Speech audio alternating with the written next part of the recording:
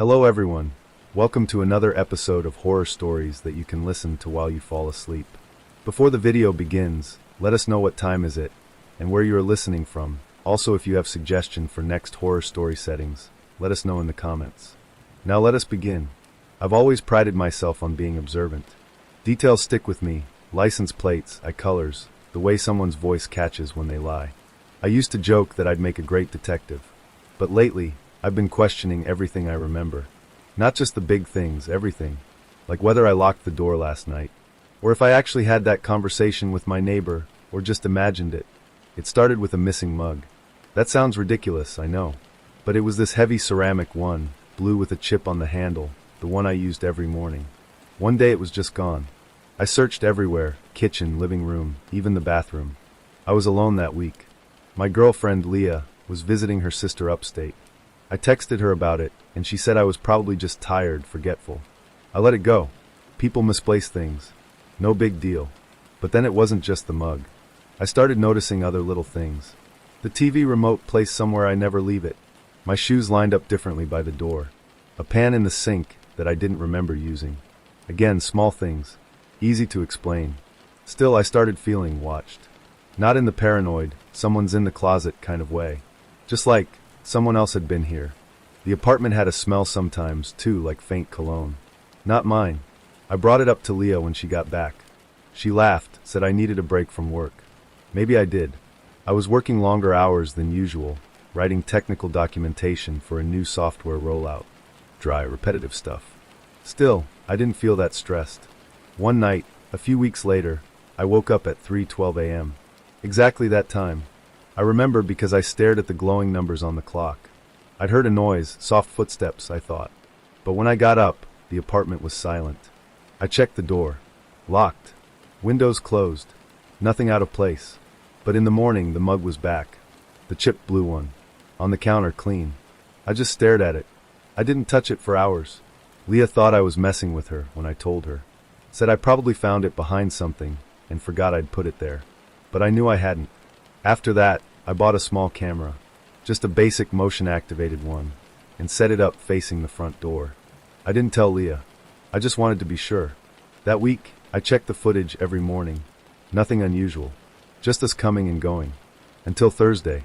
There was a clip from 3:17 a.m. The camera activated, but no one came in. It recorded 42 seconds of an empty hallway. No motion. No sound. Just the door and frame. I played it over and over. Friday morning, I woke up with a scratch on my arm. Not a deep one, but fresh. I asked Leah if we had a cat visit or something, joking, but also not. She looked genuinely confused, then annoyed. Said I was letting my imagination get the better of me. I didn't mention the footage. That weekend, I scrolled back through older clips. Nothing at first. Then I saw a frame from 10 days ago with a figure. Just the edge of someone's shoulder, visible in the frame for less than a second, just before the camera cut off. I froze. I played it again, zoomed in. The footage was grainy, but the shirt, it looked familiar. It looked like one of mine. Leah walked in as I was staring at the screen. I minimized it quickly. She asked what I was doing. I lied. Said I was just checking our Wi-Fi speeds. She sat down next to me and said we should get out of town for a bit.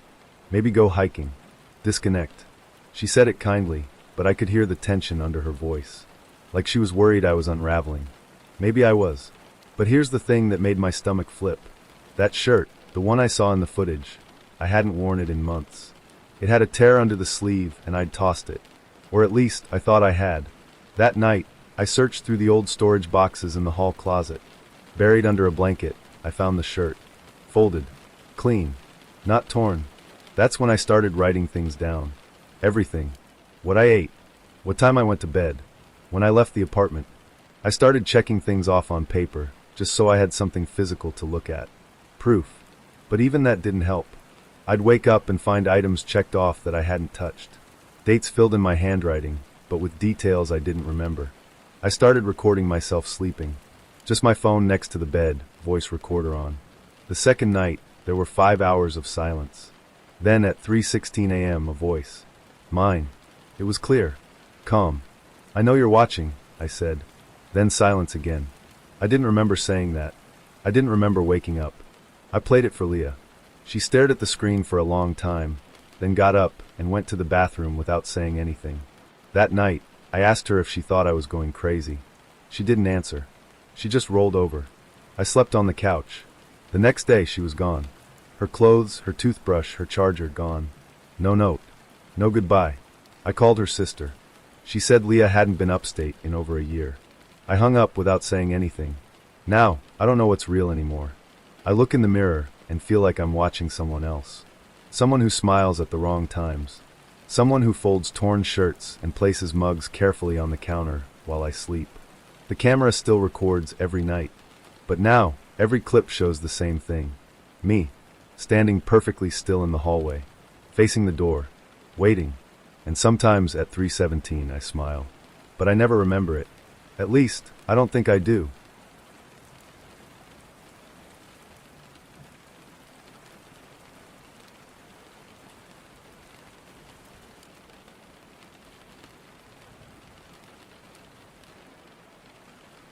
I stopped checking the footage for a while after that. There's only so many nights you can see yourself standing motionless in the dark before something inside you starts to bend.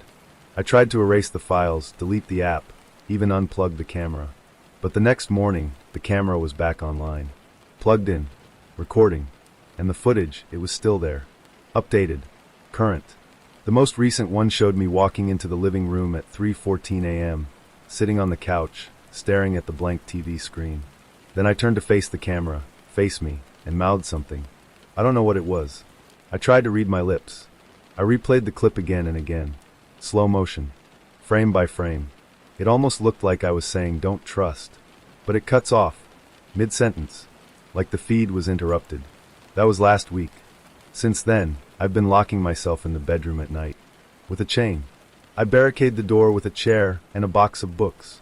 I don't sleep much, but I feel safer in there. Or I did. Until last night. I woke up to the sound of my own voice. Not in a dream. Not through the phone.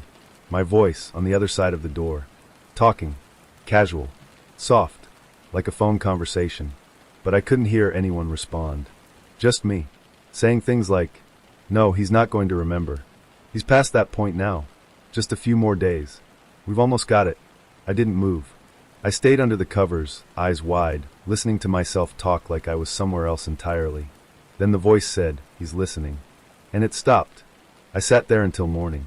When I finally got the courage to open the door, the living room was empty. But on the kitchen table, someone had left my notebook, the one I used to track everything. There was a new entry written in my handwriting. August 6th, final stage complete. Subject unaware. Memory cycle holding. Below that, another line, all caps. Do not interfere with recording. I haven't left the apartment since. I don't answer calls. I turned off the Wi-Fi, but somehow the footage still updates. Today, I noticed something new in the clips. Me again, standing in the hallway. But now I'm not looking at the door anymore. I'm staring directly into the lens, smiling. And behind me, the reflection in the window. It's not me. It's not anyone. It's just watching.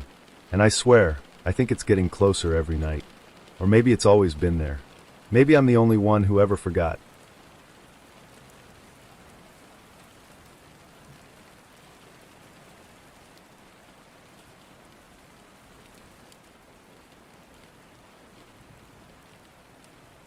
I didn't plan to write again. I thought ending the journal entries would stop it somehow. Stop me, or whoever I am now, from doing whatever this is. But this morning, I found another page written in my handwriting. Only this one I know I didn't write. It said, "Observation resuming tonight. Memory hold weakening. Inject redundancy. Do not let him question further." And then underneath that, "He is still unaware he is the copy." I stared at it for a long time. The words didn't make sense, at least not at first. A copy of what? Who wrote this? But then I started thinking about all the things I can't remember. The way Leah vanished. The footage of me when I was asleep. The conversations I never recall. The reflection. What if this isn't my apartment? I mean, it looks like mine. Smells like mine. The creaky floorboard by the fridge. The faint water stain in the ceiling corner near the couch. It's all right. But what if it's only close to mine? What if it's a version? What if I'm a version? I opened every drawer, every cabinet, every closet this morning. I wasn't looking for anything specific. I was just hoping something would feel wrong. But everything felt too right, like a memory recreated from fragments. My shirts are all there, but none are worn the way they should be. My toothbrush is dry every morning.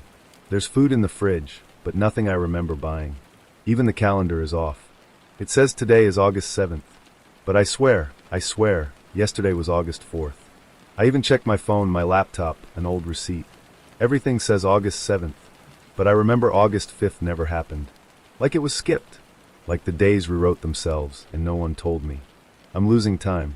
I don't know how much. This evening, I turned the camera to face the wall. I left it unplugged and locked it in the drawer. I even smashed the SD card. Felt good. Felt like taking something back. But then, just an hour ago, I turned on the TV by accident. Remote brushed against my leg, and the screen didn't go to cable or static. It went to live footage. From the hallway. Same angle as the camera. Same feed. Except there wasn't a camera plugged in. Not anymore. And on the screen, I watched myself standing by the front door again. Still. Silent. Facing away from the lens. Until I slowly turned toward it. Looked into it. And smiled. I turned off the TV. I can't keep pretending this is normal. I don't know if I'm being watched or if I'm the one doing the watching. I walked to the mirror just now. Just to look. Just to check. And here's the thing that made my chest go cold. My reflection didn't move when I did. Not at first. Just a 1-second lag. Barely noticeable. But I saw it. It smiled after I stopped smiling. Tilted its head too far. Like it was considering something. Like it was waiting. I backed away slowly, closed the bathroom door, and locked it. And now I'm sitting in the bathtub with the curtain drawn, phone in hand, writing this like it'll make a difference. If you find this, if anyone finds this, don't trust the footage. Don't trust your memory. Don't trust the version of yourself that shows up in recordings. Because I think I was real once. I felt real. But now I'm not sure I'm the original anymore. I don't even know if the original still exists. And the scariest part is, I think I'm starting not to care.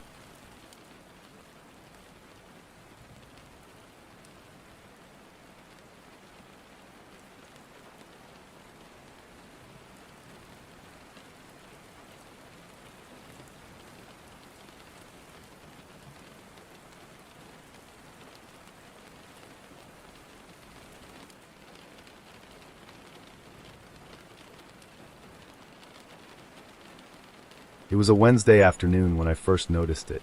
I was pulling out of the office parking lot, sipping cold coffee, when I saw the red SUV in my rearview mirror.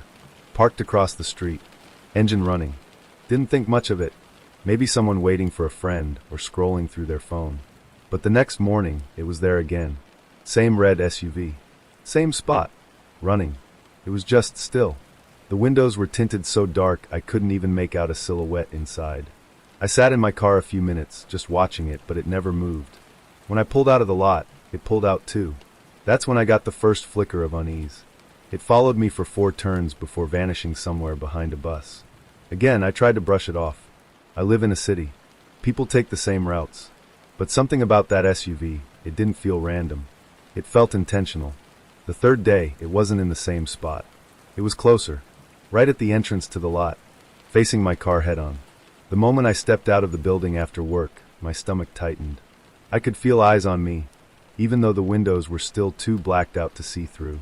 I stood by my car, keys in hand, watching it idle. The muffled rumble of the engine, low and constant, was the only sound in the lot. After about a minute, it drove off. Slowly. No sudden acceleration. No noise. Just gone. That night, I couldn't sleep. I kept thinking about it. Who was inside? Why hadn't they gotten out? What were they waiting for? I looked up local incidents, stalkers, carjackings, but there was nothing. Just my imagination, and a few thousand Reddit threads I had no business reading at 2 a.m. The next morning, I left for work early. Purposefully earlier than usual. The lot was mostly empty when I arrived. For once, the SUV wasn't there. I exhaled for the first time in days. But when I left the building hours later, it was there again. Parked in a different row this time. Closer to the exit. Still running. Still watching. This time, I got in my car and drove straight to the police station. I wasn't going to be dramatic. I just wanted to report suspicious behavior. But when the officer followed me outside to take a look, the SUV was gone. Again. I asked if they could check the lot cameras. He said they weren't city maintained, and that I'd need the building owner to request the footage. When I got home, I checked my own cameras, just a cheap set I had installed facing the driveway and street. There it was, the SUV. At 3:18 a.m., it had parked across the street from my house. Sat there for 6 minutes, then drove off. I didn't see anyone get out. Didn't see the windows roll down. Just the glowing red taillights fading into the dark. The next night, I parked a few blocks away from my house and walked. I wanted to see if it would show up again. And it did. But this time, it wasn't across the street. It was parked in my driveway. When I came around the corner and saw those headlights lit up in front of my garage, I froze. I ducked behind a tree and stared. The engine was running. No one got out. I stayed there for over 15 minutes, waiting, listening, heart pounding so loud it felt like it echoed in my teeth. Eventually, the SUV backed out slowly. No headlights, just the dull hum of tires on pavement. I stayed up the rest of the night, waiting for it to come back. It didn't. The next morning, I bought a tire iron and kept it in the front seat. I was done waiting. That night, it returned. 2:51 a.m. Headlights off. Parking lights glowing dimly. This time, I stormed outside. I didn't think. I didn't prepare. I just walked straight up to the driver's side and slammed the tire iron against the window. The glass didn't even flinch. Not a crack. No reaction from inside. I stood there breathing heavy, hand trembling, gripping the metal so tight my knuckles ached. And then slowly the window rolled down. An inch. Then 2. Then halfway. But there was no one in the driver's seat. No one in the passenger seat. No one anywhere. The car was empty. I leaned in, heart pounding so hard I thought I might faint. The dashboard lights were on. The radio was softly playing static, but the keys weren't in the ignition. I stepped back, and the window rolled back up. I turned and ran inside. Locked every door. Covered every window. I didn't sleep. I checked the footage the next morning. The camera had recorded nothing. Just static between 2:50 and 3:30. I called the police again. They came. Took a report. Told me to stay somewhere else for the night. So I did. I stayed at a friend's place on the other side of town. Told them I was having plumbing work done. Didn't mention the SUV. But at 3:12 a.m., I got a text. No name. No number. Just a photo. Of me. Standing at my friend's front door. Except I hadn't gone outside. I hadn't left the couch. I checked the photo's details, timestamp, location. Everything matched. And in the corner of the photo, just behind me, you could see it. The faint reflection of a red SUV. Right there in the window. Waiting.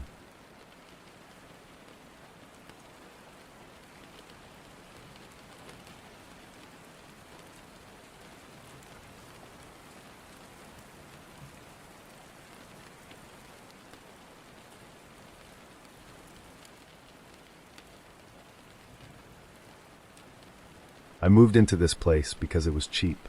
Too cheap. 1 bedroom, downtown, no roommates, top floor, and still hundreds less than anything else in the area. I figured the building was just old. Maybe haunted, if you believe in that sort of thing. I didn't. Not then. The landlord was one of those quiet, dead-eyed types. Gave me the keys, mumbled something about the elevator being slow, and left. No tour. No paperwork. No friendly welcome. Just handed me the keys and walked away like he regretted it. The elevator was more than slow, it was ancient. Groaned like it was dying every time the doors shut. But my unit 306 was fine. Nothing fancy.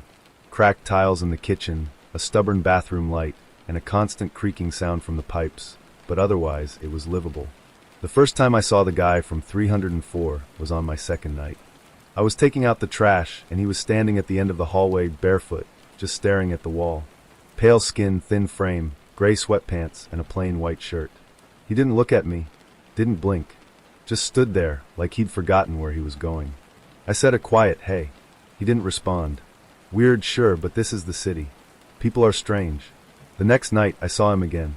Same spot, same outfit, same blank stare. This time, he was facing my door. I asked if he was okay, but again, nothing. He didn't even flinch. I thought about knocking on 304 the next morning, but I hesitated. Something about him made my skin crawl. There was no aggression, no obvious threat, but I felt it. That tight pull in your chest like when you're being watched from somewhere dark. Then things started to go missing. At first, it was small stuff. My socks, my razor, a cereal bowl, I assumed I was just forgetful. Maybe dropped things during the move. Maybe packed less than I thought. But then it got weirder. I'd wake up to find the faucet running. My bedroom light on. The hallway closet open. Little things. Subtle, but wrong. I started locking my bedroom door at night, even though I lived alone. Just a gut instinct. One morning, I woke up and found the chain on my front door unlatched. I always latch it. Always. But there it was, dangling loose. I called the landlord. He barely reacted. Said it was probably the wind. The wind doesn't unhook chains from the inside. That night, I stayed up. Sat on the couch with the lights off, watching the door. At 2:37 a.m., I heard it. A soft shuffle. Bare feet on old floorboards. The sound came from the hallway. I stood up, careful not to make a sound, and peered through the peephole. Nothing. Then, just as I was about to turn away, I saw him. The man from 304. He stepped into view slowly, right up to my door, and stood there, just inches from the peephole. His face was pale and smooth like wax, eyes wide and unblinking. He didn't knock, didn't speak, just stared. 4:21 minutes. Then, without warning, he turned and walked away. I didn't sleep. The next morning, I knocked on 304. No answer. I knocked again. Louder. Still nothing. I went downstairs, asked the landlord if the guy in 304 had mental health issues, or if maybe someone should check on him. He stared at me like I'd said something stupid. 304's been empty for months, he said. Nobody's lived there since the fire. The word hit me like a slap. What fire? He gave a shrug. Kitchen fire. Small. Guy died. Smoke inhalation. I asked when. He said 6 months ago. I asked what the guy looked like. Mid-30s, pale, kinda skinny. Always wore white shirts. I left the office in a daze.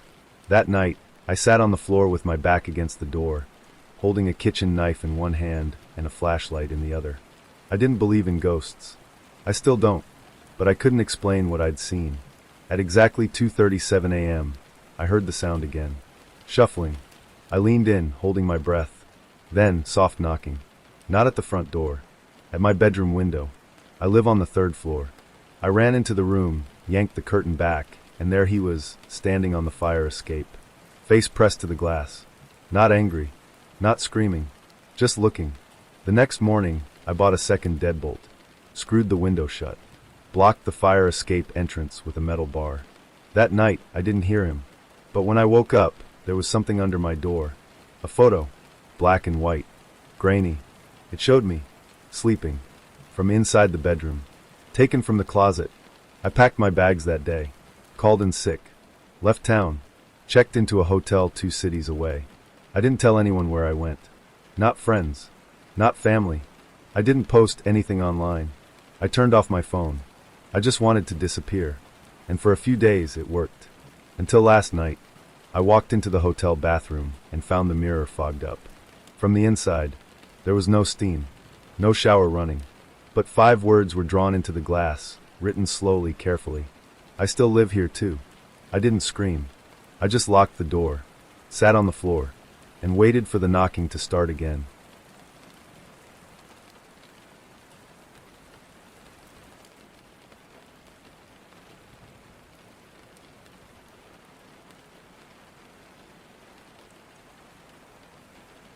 I rented the unit because my apartment was too small.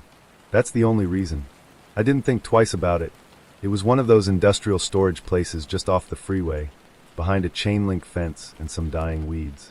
Rows and rows of metal roll-up doors, each the same dull gray, each numbered in fading black paint. I got Unit 119, 10 by 10 feet. Cheap. The guy at the desk didn't even look up when I signed the papers. Just slid a key across the counter and said, "Don't lose it. We don't do spares." Weird thing to say, but I nodded and left.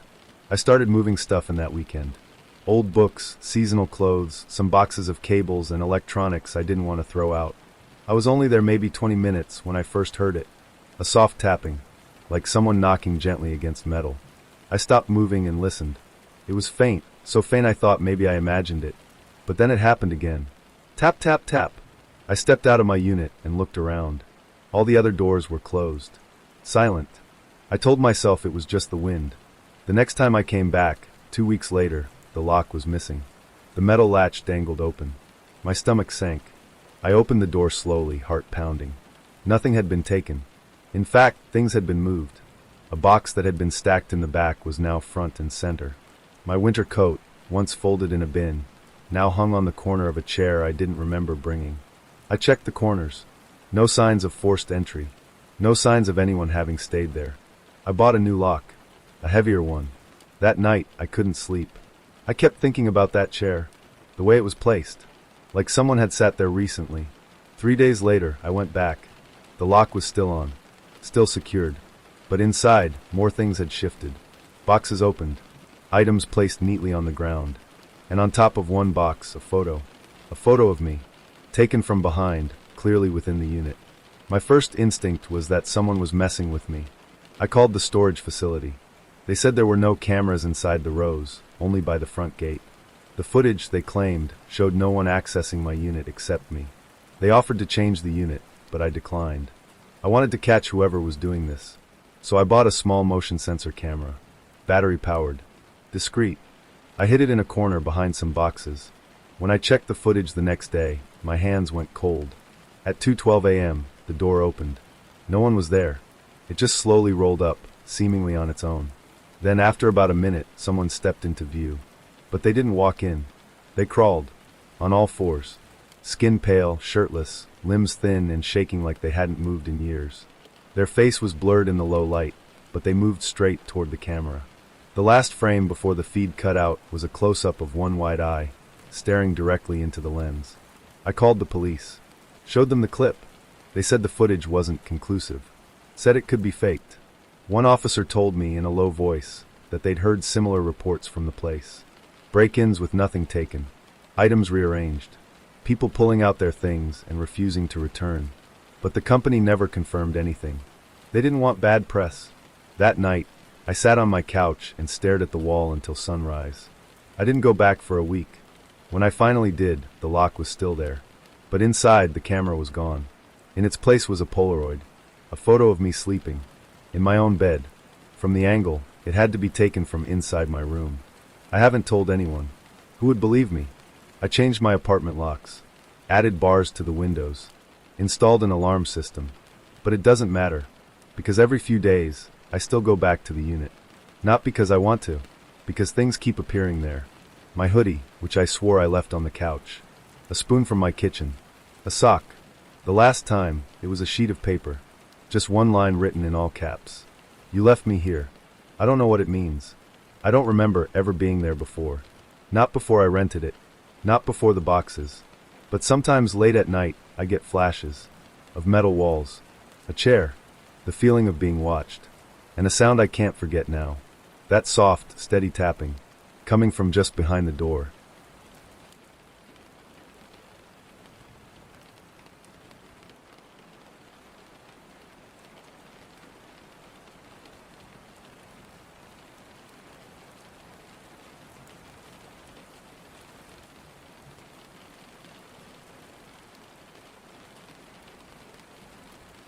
You ever work with someone every day, but somehow realize you don't really know them?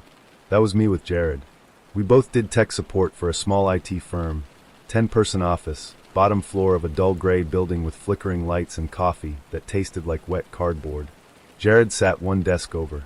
We weren't friends, exactly, but we'd talk. He had this twitchy energy, always tapping his fingers or bouncing his leg. Then one Monday, he just didn't show up. No one said anything at first. It happens. People get sick. Flat tires. Bad weekends. But by Wednesday I asked around. My boss looked up from his screen like I'd asked something stupid. Jared who? I blinked. Jared. From support. The guy who sits by the printer? My boss shook his head slowly. There's no Jared here. I thought he was joking. I even laughed. But then he got this look on his face. Flat. Cold. Don't bring it up again, he said. That was it. I walked back to my desk, confused, maybe a little shaken. I opened our internal messaging app and searched Jared. No results. His profile was gone. I checked emails. Nothing. It was like he'd never existed. Except his desk was still there. His chair. His monitor. A single sticky note stuck to the edge that read, "Back in 5." That's what got me. If he didn't exist, who wrote that? That afternoon, they brought in someone new. Said he was the new hire for the support team. His name was Noah. He smiled too much. Didn't blink enough. Sat at Jared's desk like he'd been there forever. When I tried to welcome him, he said something that made my blood run cold. "I've always been here." He said it so casually, like it wasn't even weird. That night, I went home and pulled out my old phone. I had photos from a team lunch 6 months back. Scrolled through until I found the one I was looking for, group shot, all of us at a burger joint. I counted heads. 10 people. I recognized everyone. Except one. At the edge of the frame was a blurry figure. Sitting at the end of the table. Wearing a collared shirt. Face turned away. I showed the photo to my coworker Sam the next day. Asked him if he remembered Jared. He squinted at me like I was glitching. "There's never been a Jared here." Then, before I could respond, he said, "You should stop asking questions." That night, my apartment door was unlocked. I always lock it. Always. Inside, nothing was missing. But everything felt wrong. The air was stale. The lights too bright. And my laptop was open. On the screen was a single document. Untitled. The text. "He doesn't like being remembered." I slammed it shut. Didn't sleep. Next morning, I came into work and Jared's desk was gone. Not just empty. Gone. No chair. No monitor. No trace it had ever been there. I asked the boss, "What was in that spot before Noah came?" He blinked slowly. "What spot?" I pointed. There was nothing there now. Just empty carpet. He didn't respond. Just walked away. That night, I stayed late. Pretended to leave, then came back in through the side door. I hid behind the server cabinet and waited. At 2:14 a.m., Noah walked in. Alone. No lights. No phone. Just humming. He sat on the floor in the empty spot. Crossed his legs. Then he whispered something. Over and over. It sounded like, "Memory's not real unless it's shared." Then he looked right at me. Through the dark. Through the servers. And smiled. I haven't been back since. I checked the company website yesterday. The team page. No photos. No bios. Just a blank gray screen. Except, when you highlight the bottom corner, there's something there. Faint gray text on gray background. "Next time we'll replace you."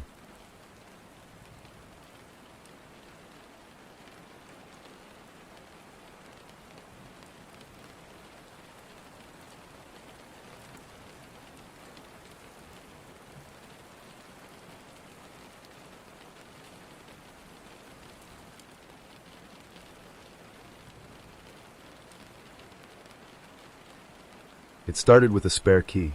I found it in the drawer where I keep loose batteries, tape, and a bunch of keys I've long forgotten the purpose of. It was on a simple black ring, unlabeled, but it looked familiar. Same shape and size as the one I use for my front door. I assumed it was a backup I'd made and forgot about. I had an extra minute, so I walked over to the front door, curious. Slid the spare in. It turned. Smoothly. But something was off. When I stepped inside, it wasn't my apartment. At first glance, it looked like it. Same hallway, same layout, same creaky floorboard near the bathroom. But the lighting felt different. Dimmer, like the bulbs were lower wattage. The air was still heavier somehow. And the smell, like dust and something faintly sweet, almost rotten. The couch was the same model as mine, but sagged more on the left side. My bookshelf, same titles, same order, except one book was missing. The framed photo of my sister and me at the beach? Gone. In its place was a photo of just me. Alone. Smiling in a way I don't remember. I backed out, heart pounding, shut the door, and tried my own key. It worked. And when I stepped back inside again, everything was normal. My couch. My photo. My lighting. My scent. I told myself I imagined it. A stress dream while standing. The next morning, I took the spare key outside and tried it on my door again. It worked. But this time, when I entered, the dishes in the sink weren't mine. I hadn't cooked in 2 days, but there was a pan still warm on the stove, a cracked egg in the trash, and a fork with something green on it sitting on the counter. And then I heard the shower. Running. I panicked. I backed out, shut the door, and sprinted down the hall to the elevator.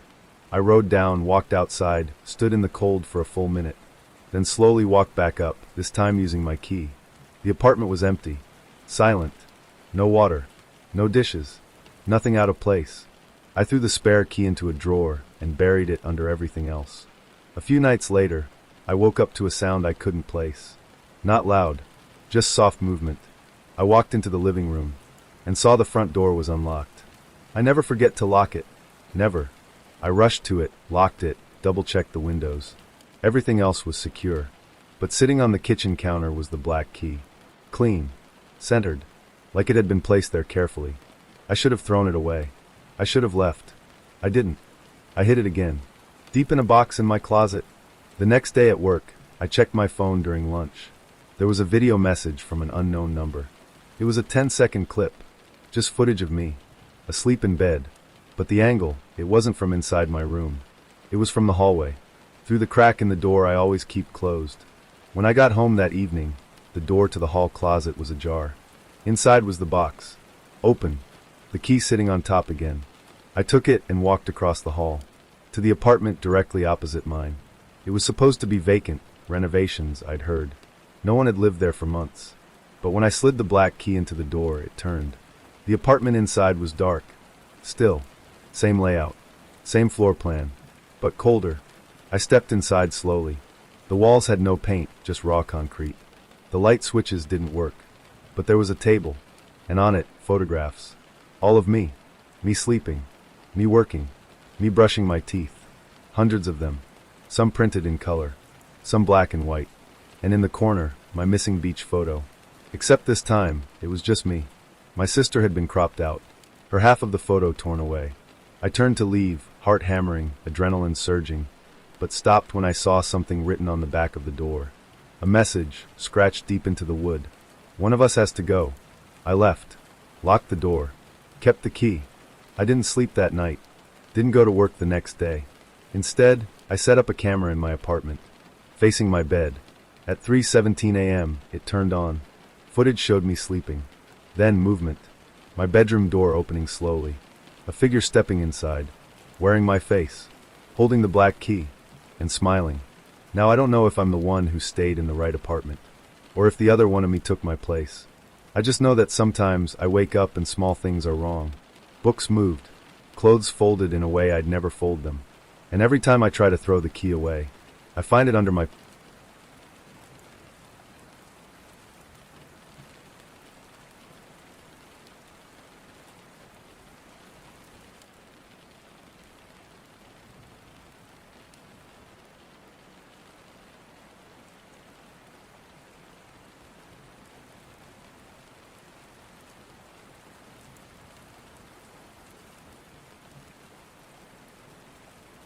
The first night in the new house, I realized it was never truly quiet. It wasn't anything loud, nothing you'd normally notice. Just little things, the software of the heater even when it was off, a faint creak like someone stepping on floorboards upstairs when no one was there, the occasional shuffle, almost like a coat sleeve brushing a wall. I told myself it was the house settling.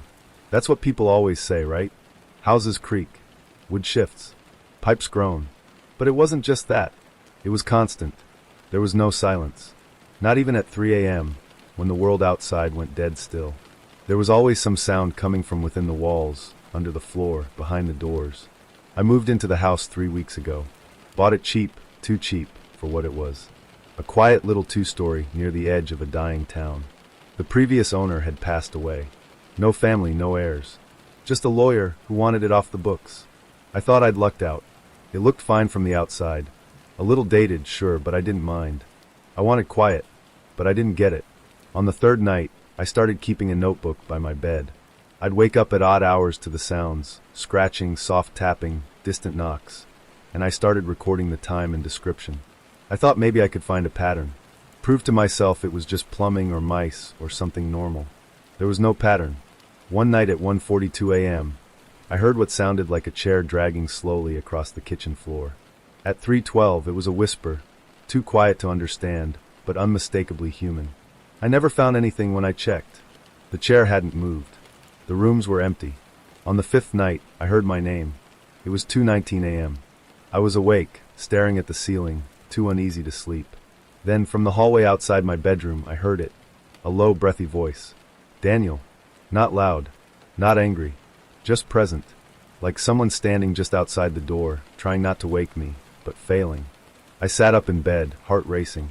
The door was open a crack, as always. I sleep with it slightly open out of habit. That night, I closed it all the way and locked it. The next morning, The door was open again. I told myself I must have forgotten. That maybe I didn't actually lock it. Maybe I just dreamed I did. I was tired. My head was all over the place. It made sense. Until it happened again. Every night after that, I started locking every door inside the house before bed. The bathroom, the closet, the basement. I even pushed a dresser in front of the bedroom door. I thought I was being paranoid, but it helped me sleep. For a while. Then I started finding things moved. Just small things at first. A spoon left out on the counter that I knew I put away. The TV remote sitting on the couch instead of the table. My toothbrush slightly damp in the morning when I hadn't used it yet. One morning, I found the back door unlocked. I never used the back door. I bought a camera. Just a cheap one I could plug in and check through my phone. I set it up in the hallway facing the bedroom. The next night, I heard nothing. For once, silence. But when I checked the footage the following morning, I saw something that made my blood run cold. At exactly 3:04 a.m., the screen glitched for a few seconds. Then, in the middle of the frame, someone stepped into view. Someone wearing my clothes. Same shirt I wore to bed. Same pants. They stood outside my bedroom door for nearly a full minute. Not moving. Just listening. Then they walked away. The camera glitched again. I didn't leave my room that night. I know I didn't. I checked every camera setting. I even upgraded to a better one with cloud backup. Set up motion detection alerts.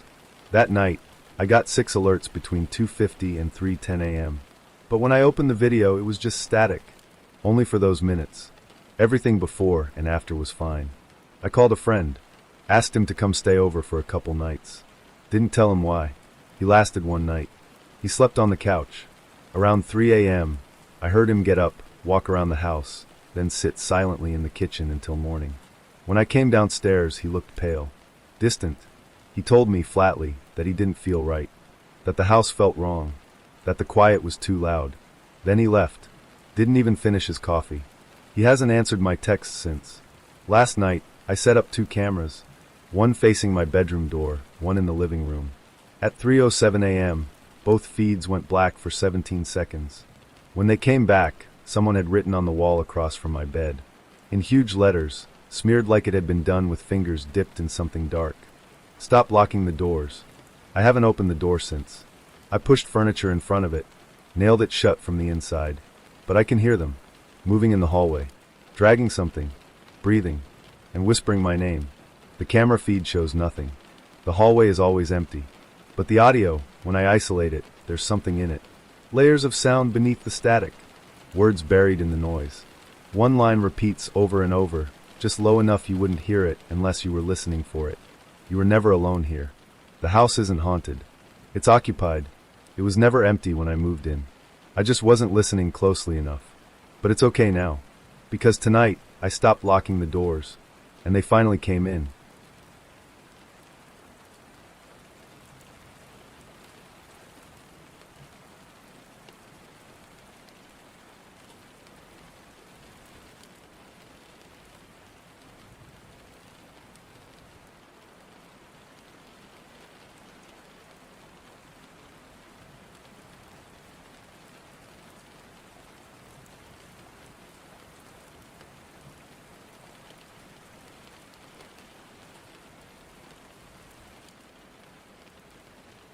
When I first moved into the old Victorian house, I thought I'd found a quiet refuge.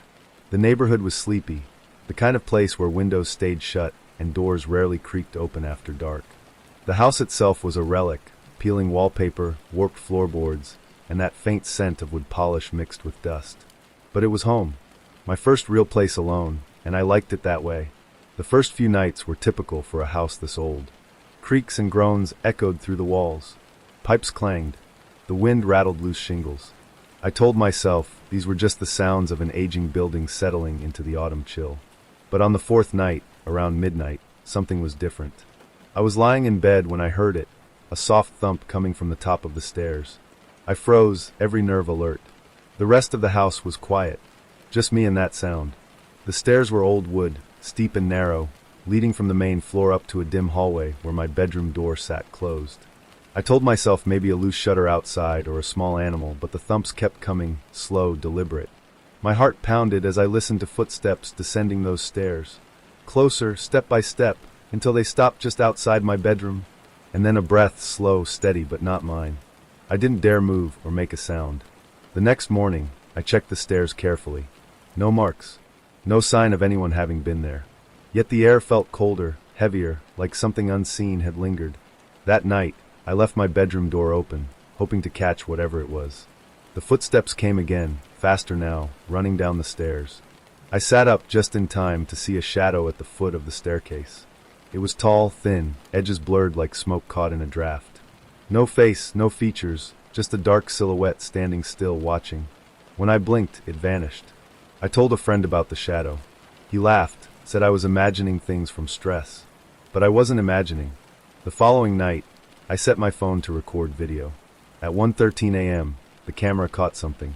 A dark shape moving down the stairs, not like a person, more like a stain spreading slowly over wood. Then a pale hand gripped the banister, fingers unnaturally long and thin. And just like that, the video cut out. The file was corrupted. I stopped sleeping in that bedroom. I dragged a mattress into the living room, but the footsteps followed me there. No matter where I slept, they came. Then last week, I came home to find the front door unlocked. I always lock it. The house was different inside. Every light was on. Furniture shifted. And on the wall beside the staircase was a message, smeared in what looked like charcoal. 2 chilling words, "Get out." I haven't told anyone. I can't leave. I don't think I'm alone here anymore. I think something else lives in this house, watching me, waiting. And every night, those footsteps come closer.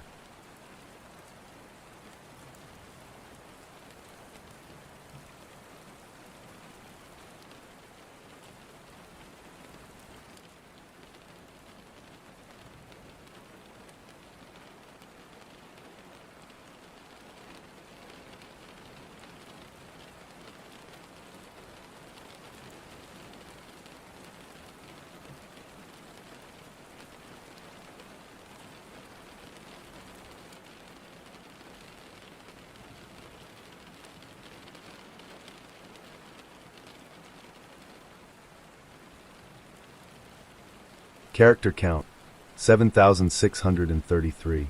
When I first moved into the neighborhood, I was excited. A fresh start in a quiet suburb, a small house with a white picket fence, a yard just big enough to garden. It felt like the kind of place where nothing bad could happen. But then I noticed the window. It belonged to the house directly across the street. A large bay window on the second floor, overlooking my front yard. At first, I thought it was empty. No curtains, no lights. Just dark glass reflecting the streetlights. Then one night, I saw movement.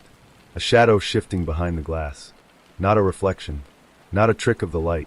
Something, or someone was standing there watching. I stared, frozen, but the figure didn't move away. It just watched me back. I blinked, and it was gone. Over the next few days, I found myself glancing up whenever I was outside. The window remained dark, but sometimes I caught glimpses of that shadowy figure in the corner of my eye. I tried to ignore it, but the feeling of being watched grew stronger. One evening, I heard a knock at my door. No one was there, just a single soft knock. I locked the door and looked out the window. The neighbor's bay window was dark again. Later, I caught the faint smell of smoke, like something burning far away. The next night, I set up a camera aimed at the window. When I checked the footage the next morning, my blood ran cold. At 3:17 a.m., the window lit up. A face appeared, pale, expressionless, eyes locked onto the camera. Then the face smiled. Slowly, unnaturally, and the window went dark again. I moved the camera to the street to see who might be outside. There was no one. The next night, the knocking returned. This time on every window, one after another. Soft, steady, like a warning. I haven't slept since. I've started covering the windows at night, but I still catch myself glancing at that bay window, wondering if the shadow is still there, waiting, watching, and whether one day it will come through the glass and stand right behind me.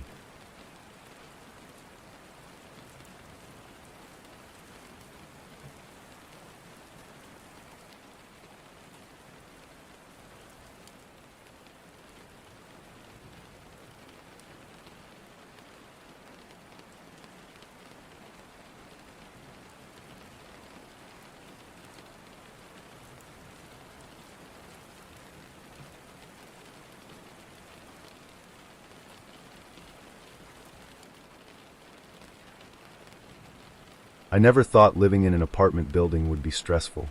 I figured it was just walls, floors, and ceilings separating lives. People come and go, maybe a few odd noises, but nothing too strange. That changed the night I moved into 5B. The building was old, dated back to the 1940s, and the kind of place where you could hear footsteps echoing in the hallways long after midnight. I didn't mind at first. The creaks and groans felt familiar, like the building breathing around me. But there was something else. From the moment I unpacked, I noticed noises above me. Soft at first. Faint scratching, like nails dragging lightly across wood. At first, I thought it was the old floorboards settling. Then came the footsteps. Not just walking, but pacing. Back and forth. Slow, deliberate. Usually starting around midnight and going for hours. I tried to ignore it. Tried to tell myself the apartment above was just occupied by someone restless. Maybe a night shift worker. But then I heard something else. Voices. Muffled. Unclear. Like a conversation I wasn't meant to overhear. One night, I listened closely. A man's voice. Low and urgent. Whispering. A woman's voice. Soft but fearful. I couldn't make out the words, just the tone. The next day, I asked the landlord about 6B. He shrugged. Said the unit had been empty for months. No tenants since the last lease ended abruptly. That didn't add up. The noises were too constant. I decided to investigate. At midnight, I took my phone and recorded the sounds from my ceiling. The pacing, the scratching, the whispered voices. Then, footsteps on the stairs outside my door. Slow, hesitant. I opened the door to an empty hallway. But the faint sound of breathing lingered. I looked up the stairs. No one. I went back inside and sat on the floor, clutching my phone. The scratching got louder. Closer. Right above me. I shone my flashlight on the ceiling tiles. One tile seemed looser than the rest. I pushed it aside. Inside was a small crawl space. Dark and cramped. I peered in. At the far end, something moved. A pair of glowing eyes. I stumbled back, heart pounding. The landlord arrived the next morning. We pried open the ceiling. Inside was a makeshift room. A cot, dirty clothes, empty cans, and a journal. It belonged to a man named Daniel, who had been living secretly above 5B for months. His entries were desperate, paranoid. He wrote about hearing voices, being followed, the building watching him. The last entry was chilling. I'm running out of time. They're coming through the ceiling tonight. That night, the noises stopped. The next day, the landlord boarded up the crawl space. But sometimes, when I'm lying in bed, I still hear faint footsteps above me, and a whisper just beyond the ceiling, calling my name.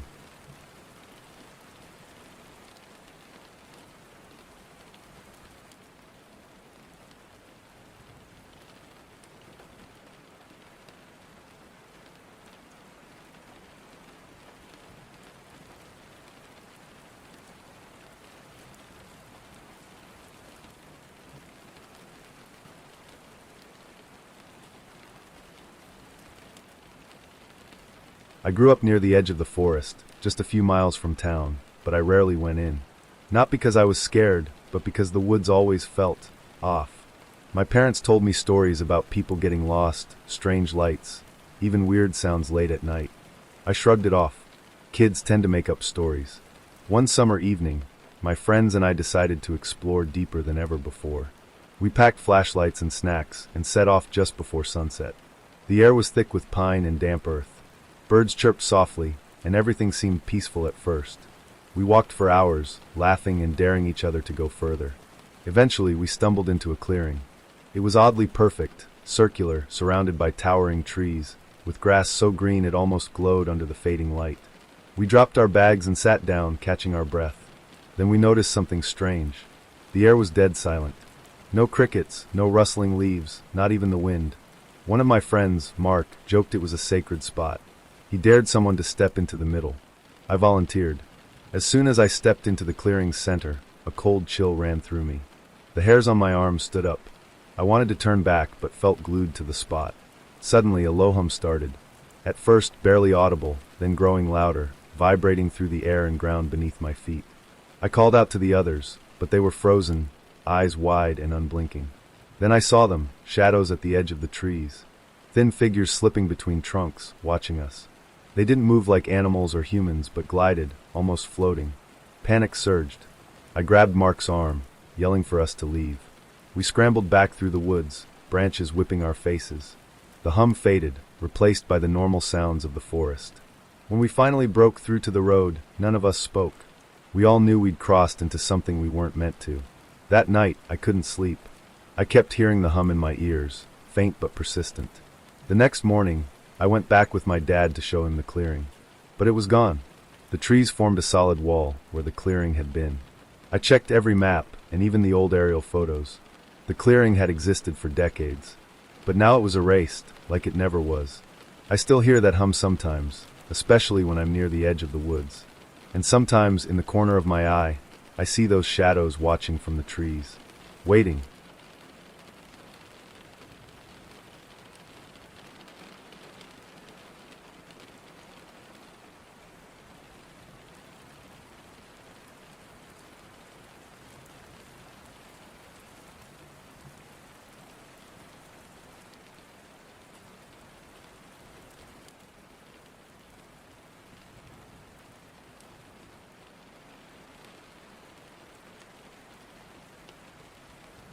I grew up near the edge of the forest, just a few miles from town, but I rarely went in. Not because I was scared, but because the woods always felt off. My parents told stories about people getting lost, strange lights flickering between the trees, and noises that didn't belong to any animal. I never believed those tales. I thought they were just old myths meant to keep kids from wandering too far. One summer evening, when I was 17, my friends and I decided to explore deeper than we ever had before. We packed flashlights, snacks, and a couple of beers we weren't supposed to have. The sun was dipping low, casting long shadows that stretched like fingers through the trees as we crossed the cracked asphalt of the last road before the forest swallowed the land. The air smelled of pine and damp earth, thick and heavy, almost suffocating. Birds chirped softly in the distance, but as we walked farther, the sounds started to fade. It was like the forest was holding its breath. After walking for hours, winding through brambles and fallen logs, we stumbled into a clearing. It was strange, perfectly circular and surrounded by towering pines, so dense they blocked out the sky except for a narrow patch of twilight. The grass was unnaturally green and soft, almost glowing faintly under the last light of day.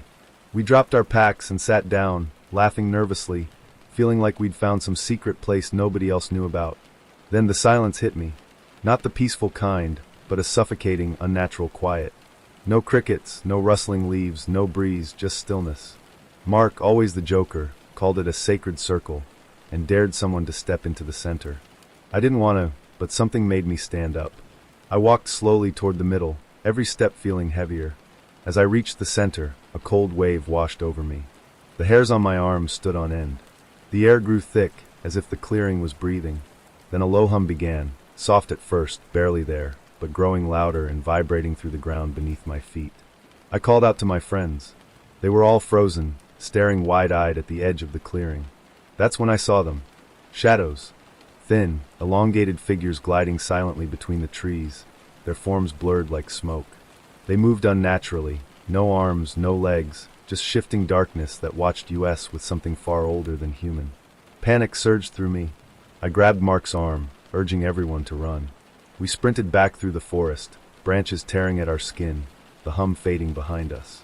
The normal forest sounds returned, the rustle of leaves, the call of night birds, but the feeling of being watched stayed with me. When we burst onto the road, none of us spoke. We all knew we had crossed into something we shouldn't have. That night, I couldn't sleep. The hum echoed in my ears, low and persistent. I kept seeing those dark shapes lurking just beyond my vision. The next morning, I returned with my dad to show him the clearing. But it was gone. The trees closed in where the clearing had been, their branches knotted tightly like a wall. The grass was replaced by dense underbrush. I checked old maps and aerial photos. The clearing had existed for decades. But now it was as if it never was. Weeks later, I started noticing changes in myself. I had nightmares, visions of those shadows reaching out, whispering secrets I couldn't understand. Sometimes, when I was alone, I'd catch a faint glow in the woods, like the clearing trying to call me back. I stopped going near the forest edge, but the feeling of being watched never left. I could swear I sometimes heard that hum, soft and low, calling from deep inside the trees. And I know one day, those shadows will come for me again. Waiting. Watching.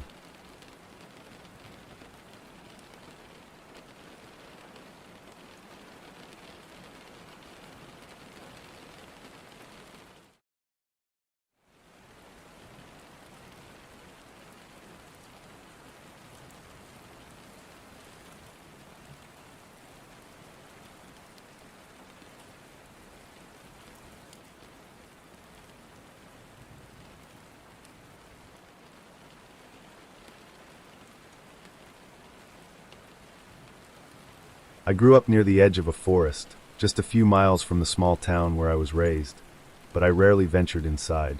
Not because I was scared, exactly, but because the woods always felt off. My parents told me stories when I was young.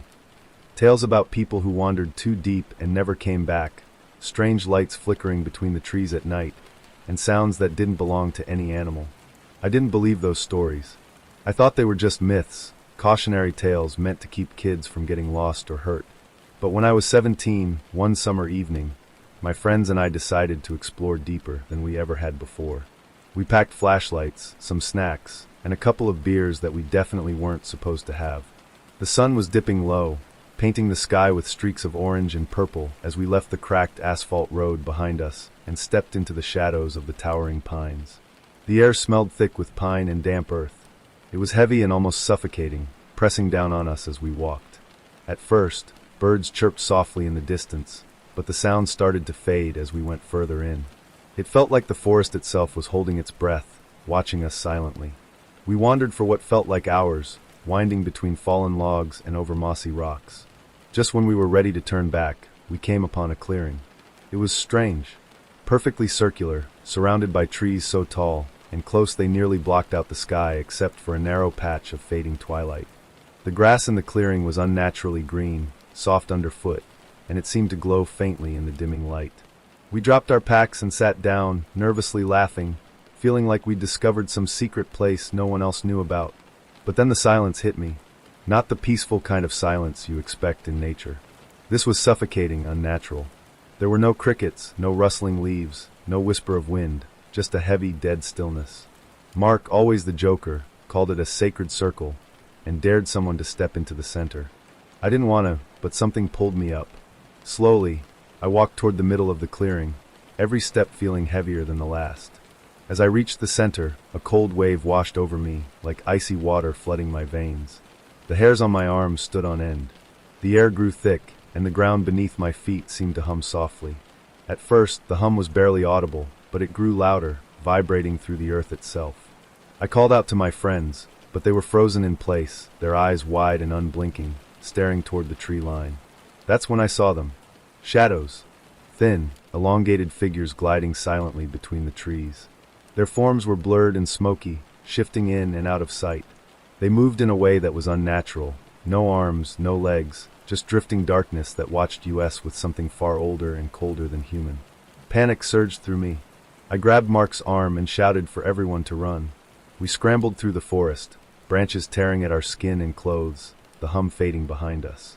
The normal sounds of the forest returned, the rustle of leaves, the distant calls of night birds. But the feeling of being watched lingered, heavy and oppressive. When we finally burst onto the roadside, none of us spoke. We all knew we'd crossed a line. That night, I lay awake in bed, the hum still ringing faintly in my ears. I kept seeing those shadowy figures lurking just beyond the edge of my vision, waiting. The next morning, I went back with my dad to show him the clearing. But it was gone. The trees closed in where the clearing had been, their branches knotting tightly to form a thick wall. The soft grass was replaced by dense underbrush and fallen leaves. I checked every map I could find, old aerial photos, town records. The clearing had existed for decades. Now it was as if it had never been. In the following weeks, strange things began to happen. I started having nightmares, visions of the shadows reaching out with long, smoky tendrils, whispering secrets I couldn't understand. Sometimes, when I was alone, I'd catch a faint, unnatural glow in the woods, like the clearing was calling me back. I stopped going near the forest edge, but the feeling of being watched never left me. At times, when I was sitting quietly in my room, I swear I hear the hum, soft, low, vibrating in the air, calling from deep within the trees.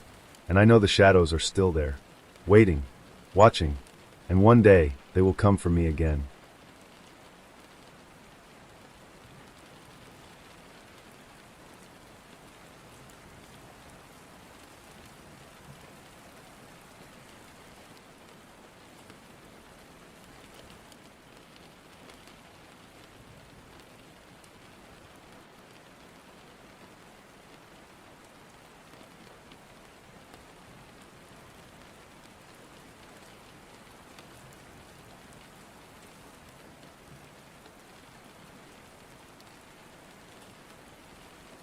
When I bought the old house on Willow Lane, I was thrilled. It was my first home, a modest two-story with a faded red door and creaky wooden floors. The kind of place with character, my realtor had said. A fixer-upper, she called it. Perfect for me. The first few weeks were busy with renovations and unpacking. I loved the smell of fresh paint and sawdust. The neighbors were friendly, if a bit reserved. Life felt good. But then the noises started. At first, it was faint, a tapping sound in the basement late at night. I chalked it up to the house settling, or maybe a loose pipe. But it got worse. The tapping turned into scratching. Soft at first, like fingernails on wood. Then louder, sharper, desperate. I didn't have a basement key yet, so I never went down there after dark. I told myself it was nothing. Just an animal maybe. A raccoon or something. One night, after a long day of work, I heard it again. Scratching. Slow, deliberate, coming from beneath the floorboards. I grabbed a flashlight and cautiously opened the basement door. The wooden stairs creaked under my feet as I descended. The air was colder down there, damp and musty. I shined the light around. Nothing.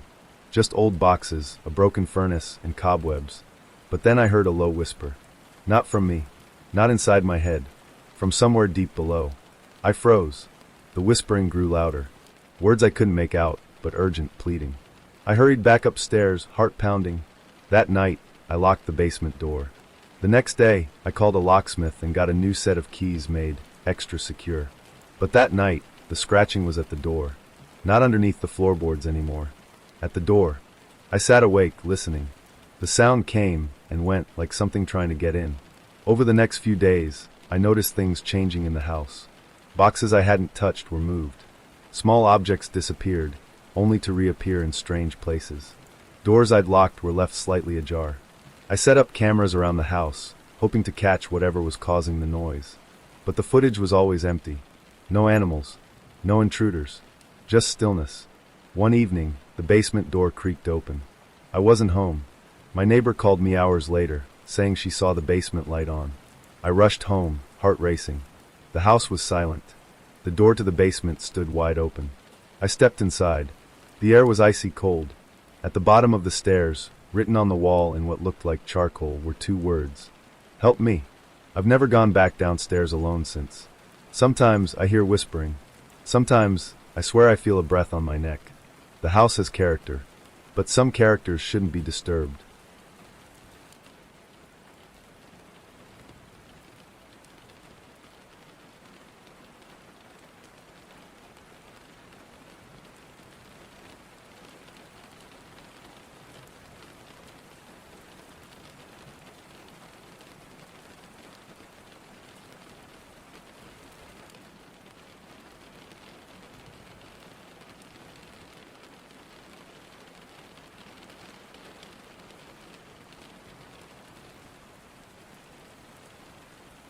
I live alone in a small townhouse at the edge of the city. It's quiet most of the time, too quiet sometimes, but I like it that way. After long days at work, I crave the silence, the feeling that no one is watching or waiting. That all changed one night. It was around midnight. I was lying in bed scrolling through my phone when I heard a soft knock on my front door. I frowned. I wasn't expecting anyone. I ignored it. Minutes later, a second knock, more insistent this time. Curious, I looked through the peephole. No one was there. I opened the door just a crack and glanced out. Empty porch. The street lamp flickered, casting long shadows, but no sign of anyone. I closed the door and locked it. Then I heard footsteps. Outside. Around the house. Slow. Circling. I grabbed my phone and flashlight and crept to the living room window. I could see nothing but dark trees lining the street. The footsteps stopped. Then from the corner of my eye, I saw a shadow move. It was tall, thin, standing just beyond the edge of the porch light. I backed away, called the police. When they arrived, they found nothing. No footprints. No signs of anyone nearby. They told me to stay alert. But that night, the knocking returned. Every half hour. More urgent. More desperate. Until one knock turned into pounding. I didn't answer. I stayed in my locked bedroom, listening. Eventually, the sound stopped. In the morning, I found muddy footprints on my porch. They led to the side gate, left open. I closed it tight, but every night since, the knocking has returned. Sometimes I hear whispers too. Faint voices calling my name. I don't know who's out there, or what they want. But I'm scared, because no one else ever sees them. And the footprints? They never lead anywhere. They just disappear into the darkness.